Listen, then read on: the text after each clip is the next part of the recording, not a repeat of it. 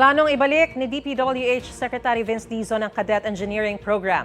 Isa itong recruitment program para sa mga baguhang civil engineer. Ayon kay Dizon, kailangan nilang mag-train ng mga bagong tauhan bilang bahagi ng reforma sa kagawaran. Tiyak daw kasing marami pang masisibak sa DPWH dahil sa mga issues sa katiwalian. Ayon sa DPWH, ang Cadet Engineering Program ay sinimula ni Nooy Secretary at ngayon Independent Commission for Infrastructure Commissioner Rogelio Singson noong 2013. Sasailalim ang cadet engineers sa technical knowledge, public service, leadership at iba pang training para ihanda sila bilang mga susunod na opisyal ng DPWH.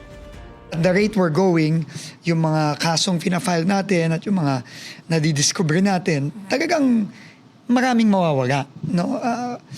From top to bottom. Kaya nga tuloy-tuloy yung paglilinis natin. Kailangan na rin natin i-develop yung quality ng tao sa DPWH kasi hindi naman pwedeng huminto yung trabaho ng DPWH . Gusto mo bang mauna sa mga balita? Mag-subscribe na sa GMA Integrated News sa YouTube at tumutok sa Unang Balita.